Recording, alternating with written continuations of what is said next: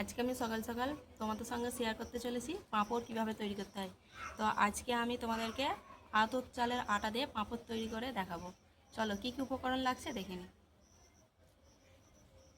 এখানে লাগছে আতপ চালের গুঁড়ো, দোকান থেকে কেনা এটা আটা, তোমরা চাইলে বাড়িতেও বানিয়ে নিতে পারো, সেই আটাতেও হবে।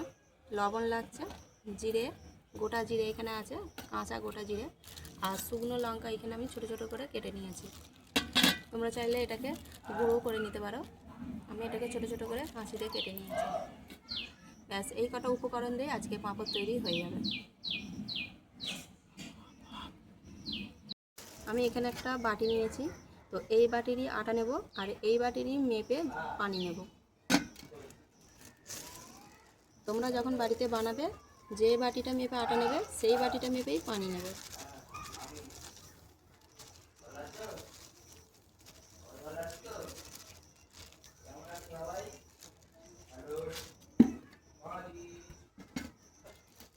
তো এই বাটির আমি এক বাটি আটা নিয়েছি। এখানে আমি একটা হাঁড়ি নিয়েছি, এর মধ্যে আমি আটাটা ঢেলে দিচ্ছি। এবার এখানে আমি এই বাটি মেপে 10 বাটি পানি নেব।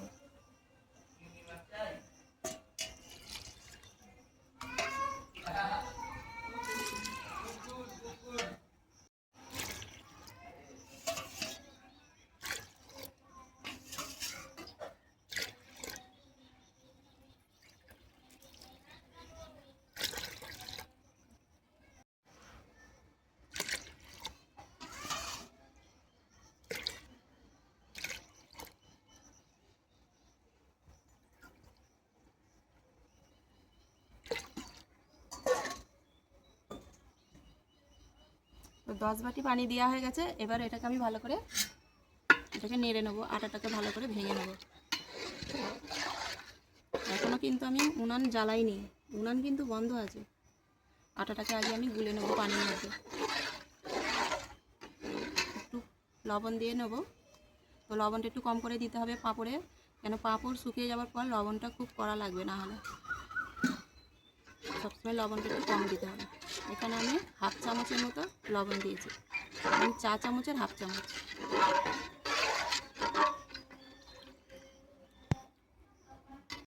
উনানটাকে আমি জ্বালিয়ে নিচ্ছি।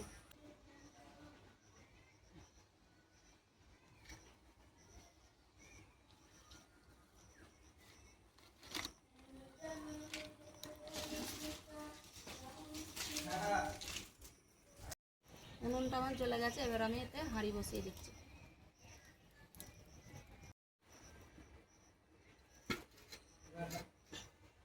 এবার এটাকে কন্টিনিউ নাড়তে হবে, নাহলে কড়াই ধরে যাবে। তো যতক্ষণ এটা ফুটে উঠছে ততক্ষণ এটা নেড়েই যেতে হবে এইভাবে, এবং মিডিয়াম আঁচ, জালটা চুলোর জালটা মিডিয়াম রাখতে হবে। মিডিয়াম আছে এটাকে আমি ধরে ধরে ভালো করে রান্না করে নিয়েছি। এই আটার ব্যাটারটাকে দেখতে পাচ্ছে থিকনেসটা, তো এর থেকে বেশি আর গাঢ় করব না, এইটাই যথেষ্ট।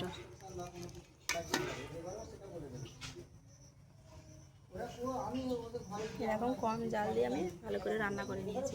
বেশি জাল দিলে হবে না, আটা তো এটা চালের গুঁড়ো, এটা তলায় ধরে যেতে পারে। তো এর থেকে বেশি আর ঠিক করব না। এবার আমি এটাকে উনান থেকে নামিয়ে নেব। সব জিনিসগুলো দিতে বাকি ছিল, যেমন গোটা জিরে, সেটা এর মধ্যে ঢেলে দিচ্ছি, আর শুকনো লঙ্কা কুচিয়ে রেখেছিলাম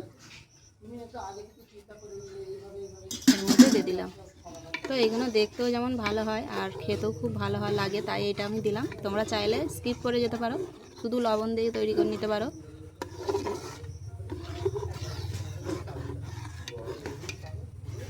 এটাকে আর ফোটাবার দরকার নেই। এবার আমি এটাকে নামিয়ে নেব।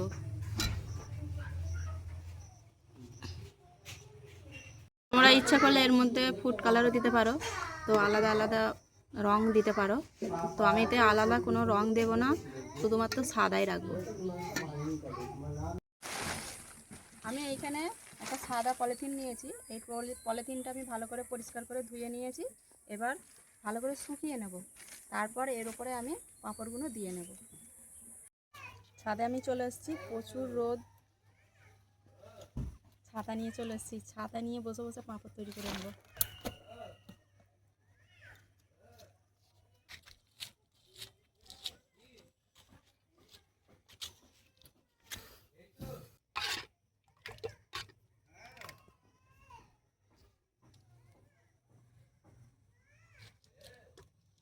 এইভাবে দেব, দিয়ে আর বাটির পেছন দিয়ে এইভাবে একটু ঘুরিয়ে দেব।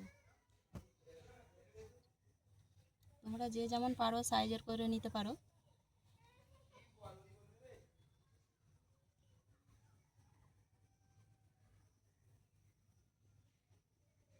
ছোট বড় যেমন পারো করে নিতে পারো, খেতে একই হবে।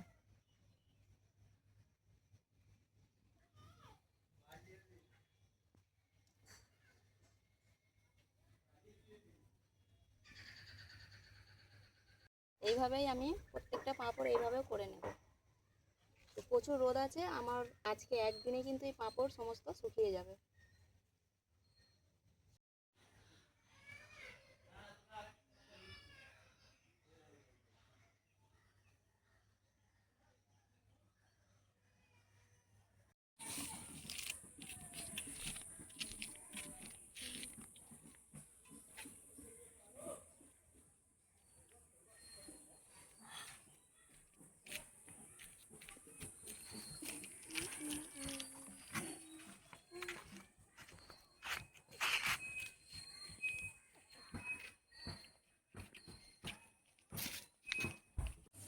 সারাদিন রোদ্দুরে দেওয়ার পর আমার পাঁপড়গুলো দেখো পুরো শুকিয়ে গেছে।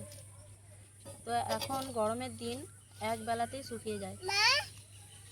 তো আমি এই যে প্যাকেটটা নিয়েছি এর মধ্যে কোনো তেল কিছু দিইনি, এমনিতেই শুধু পাঁপড়গুলো দিয়ে গিয়েছিলাম। তো দেখো নিজে থেকেই পাঁপড় উঠে আসছে, এত সুন্দর পাঁপড় হয়েছে।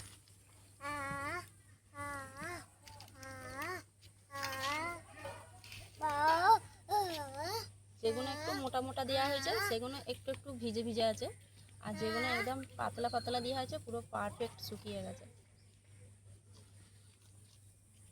মাজিদ কি করছো? কি করছো?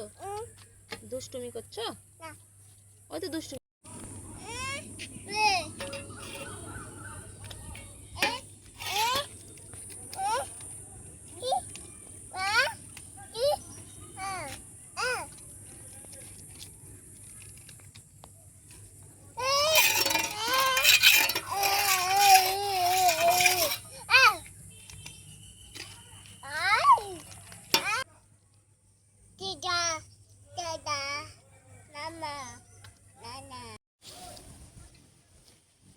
এক বাটি আটা দিয়ে আমার এক হাঁড়ি পাঁপড় তৈরি হয়ে গেছে।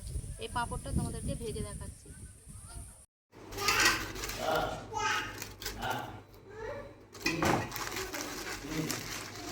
এক বাটি চাল গুঁড়ো দিয়ে এতগুলো পাঁপড় হয়েছে।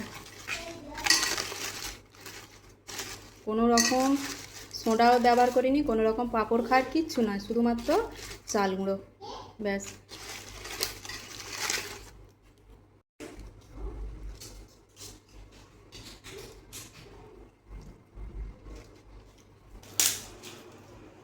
তো ছাদ থেকে আমি পাঁপড় নিয়ে চলে এসেছি, এবার তোমাদেরকে আমি এটা ভেজে দেখাবো।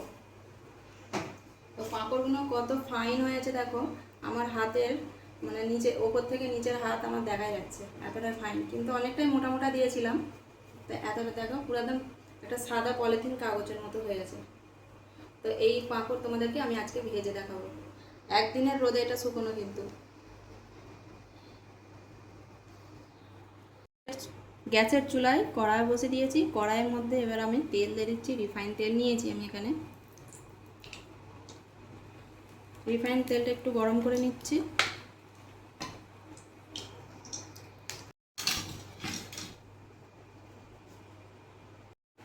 তেল গরম হয়ে গেছে, এর মধ্যে আমি একটা একটা করে পাঁপড় ভেজে নিয়ে তোমাদের দেখাচ্ছি।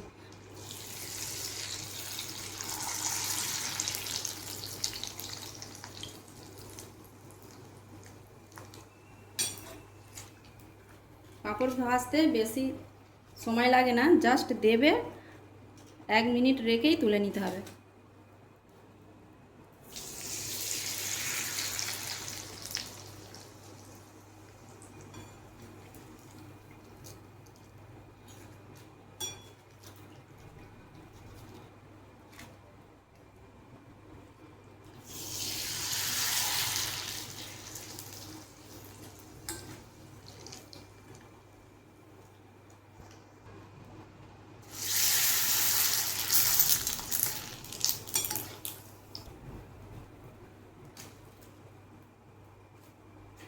দেখতে ছোট, কিন্তু তেলে দেওয়ার সঙ্গে সঙ্গে জিনিসটা বড় হয়ে যাচ্ছে।